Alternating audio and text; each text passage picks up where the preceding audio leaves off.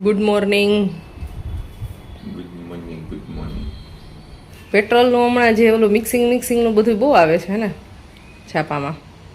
આપણે 1.5 લીટર જોઈએ ઉપાધિનું. અચ્છા, એમાં કંઈ બદલાવ કરી શકીએ આપણે, કાંઈ ના થાય. તો પછી શું ખોટી ટેન્શન લેવું. ગાઈઝ, આજે નાસ્તામાં છે પોકેટ પરાઠા. પોકેટ પોકેટની જે વાળીને બનાવવામાં આવે એટલે એને પોકેટ પરાઠા કહેવાય. હા, બસ આનો આનંદ લ્યો. પનીર પરાઠા બનાવ્યા છે આજે.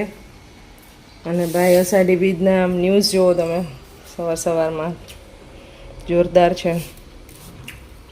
રથયાત્રા. રખની એલી શ્રદ્ધાનું ઘોડાપુર અમદાવાદનું છે. 149મી રથયાત્રા હતી. સરસ સરસ. અને હવે કાલ તો વરસાદ એ બધી જગ્યાએ લગભગ થઈ ગયો છે. નથી આપણે ગામડે, આપણે નથી થયો. પુરીની જગન્નાથ રથયાત્રામાં નાસભાગ 200 જણા ઘાયલ થઈ ગયા. મારે જવું હતું પણ પિયુષે ના પાડી કે ભીડ ભાડમાં નથી જવું. ક્યાં? પૂરી બહુ ભીડ હોય. નહીંતર અમે અત્યારે ત્યાં જવાના હતા, એડવાન્સમાં જવાના હતા, 2 કે 3 દિવસ એડવાન્સમાં. પછી ભીડને લીધે કેન્સલ કર્યું. ટેસ્ટ અચ્છા હે કે નહીં હે? શેને આવતું જ નથી. એમાં છે ને કાલા નમક ઘટે છે, એ મારી પાસે પૂરું થઈ ગયું. વધારે ચાટ મસાલો વધારે છે. અને બીજું બધું દબાઈ જઈએ. કેપ્સિકમ ને ડુંગળી ને પનીર ને કોથમીર ને એ બધી વસ્તુ એડ કરી છે. તો આમાં છે ને કાલા નમક નથી ને એટલે થોડોક ટેસ્ટ મને ના મજા આવી. મેં ટેસ્ટ કર્યું. તો જો અહીંયા હું બનાવું છું અને ગરમ ગરમ પરાઠા પિયુષ ખાય છે. બતાવ તો આ એક્સપેરિમેન્ટ કેટલાક કાચા છે. થોડાક છે. એક જોવા તો દે. ગરમ હશે. મેં તને કીધું તું ખાલી બફા છે, એર ફ્રાયર જેવું કામ ન આપે.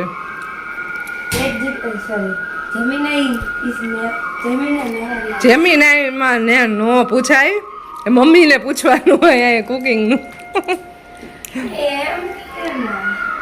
એમ કેમ ગાઈઝ? ખુશી અત્યારે ચિપ્સ બનાવે છે. હજી થોડીક વાર રાખીશ, ચીઝ નાખીશ, પછી પાછું 2 મિનિટ. આ ઓવન કેટલા વાગ્યાનું ચાલુ છે ખબર છે? 36 મિનિટ પહેલા. 6 વાગ્યા. 7 વાગ્યા. અડધી કલાક ઉપર થઈ ગઈ, હજી એની ચિપ્સ થઈ નથી. આના કરતા તળી ન ખાય તું. આ રહેવા દેજે, આ ધંધા રહેવા દેજે. આ એમનામાં કેટલું બિલ ભરાય ખબર તને? તેલનો ડબ્બો ખાવા કરતા આ કેરી તો યાર કટિંગ કરી દે. ફૂલ પાકી ગઈ છે, મસ્ત પાકી ગઈ. આ કિચનમાં મારે છે ને ખુશીબેનના આવા એક્સપેરિમેન્ટ ચાલતા હોય. સ્મેલ ખબર નહીં ખુશી, સ્મેલ અજીબ આવી. મેં એક ટેસ્ટ કરી હતી, નો મજા આવી.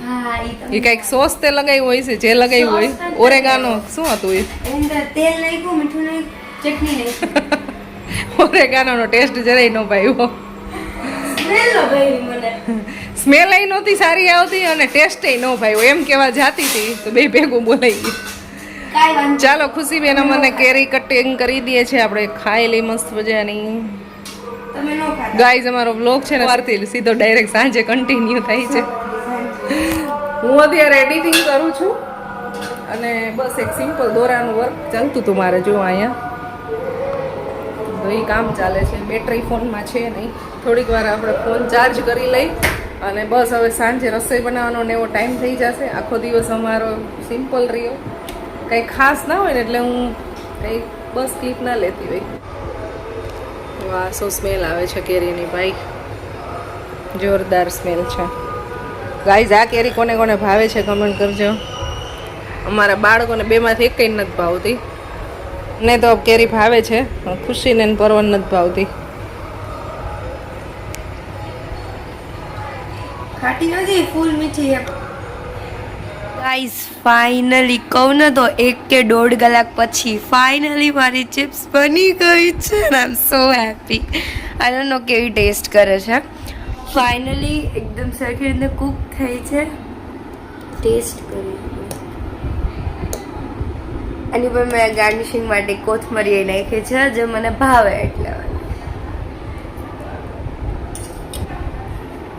યાર શું વસ્તુ બનાવી હે મેં બ્રો જો મેં ખાલી બટેટાના સ્લાઇસીસ કરી જે તમે આ રેન્ડમ સ્લાઇસીસ જુઓ ને આ રેન્ડમ સ્લાઇસીસની અંદર મેં કોટિંગ કર્યું પહેલાં એને ધોઈ નાખીએ એટલે એકદમ ચોખ્ખી થઈ જાય જ્યાં અંદર ઓઇલ ચટણી બિકોઝ મને ભાવે બાકી તો મેં જે રેસિપી સર્ચ કરી હતી એમાં એવું નહોતું તો એની અંદર ચટણી ઓઇલ ચીલી ફ્લેક્સ ઓરિગેનો પછી શું નાખ્યું મીઠું અને મરી પાવડર જે કહે ને હા એ એટલું નાખી અને એને એકદમ મસ્ત એનું મિક્સ કરી દેવાનું એટલે એનું મસ્ત મજાનું ઓલું શું કહે કોટિંગ થઈ જાય ને એનું હા અને એ થયા પછી આપણે પહેલાં તો એની જોડે ઓવનને આપણે મેં 200 ડિગ્રી સેલ્સિયસ ઉપર 20 હા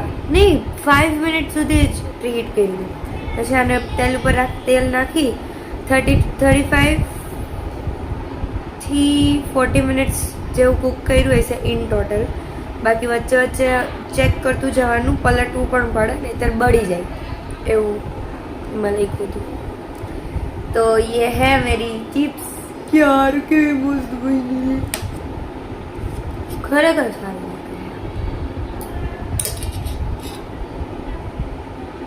मास्टर शेफ यार चलो अभी खाना खा लेते हैं फिर मिलेंगे आपसे થોડી કમેન્ટ રીડ કરી લો 13 વાગ્યા છે 11:15 માઉન્ટ આબુનો લાસ્ટ વિડીયો હતો ને માઉન્ટ આબુની સિરીઝના જ આમ તો કમેન્ટ વાંચીશું રાજેશ બરોડાજી જે કરીને આઈડી છે છત્તીસગઢની ટ્રીપ કરો અને રાજસ્થાની કરો તો રણથંભોર અને પ્રથમ ગણેશજીની કરજો જલસા પડી જશે પિયુષ जुड़िया वेर आर यू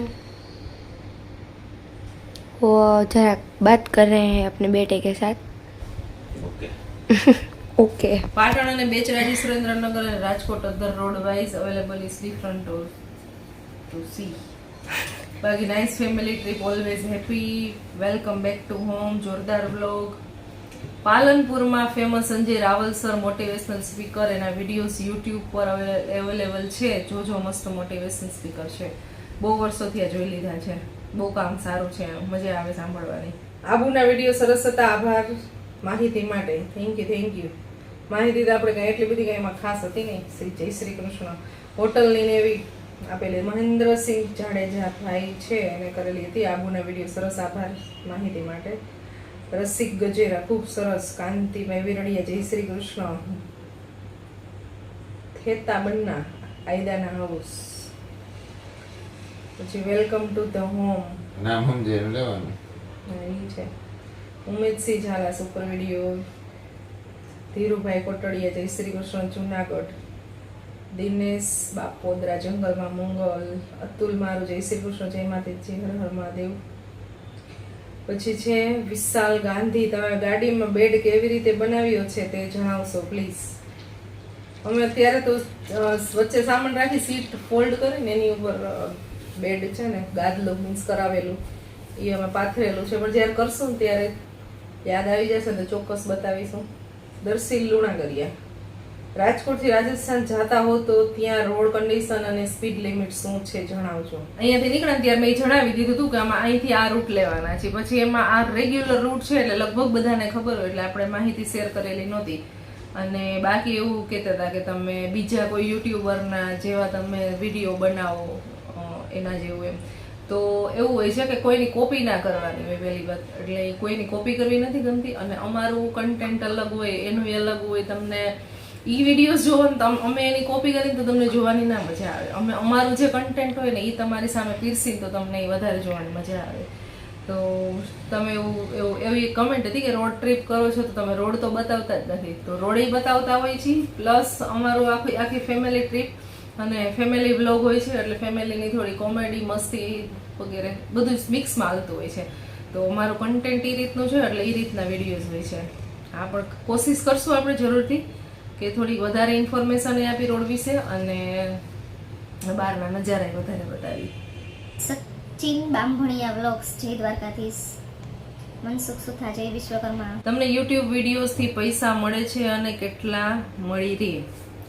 તો હા, અમારે યુટ્યુબ ચેનલ છે ને, મેં સ્ટાર્ટ કરી ત્યારે 2 મહિનામાં જ મારે ચેનલ મોનેટાઈઝ થઈ ગઈ હતી.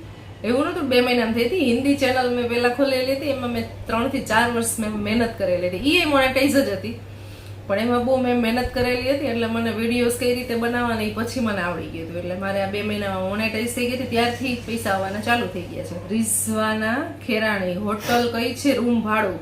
તો એ તમારો પહેલો વિડીયો જોઈ લેજો, એમાં ઇન્ફોર્મેશન લગભગ આપેલી છે.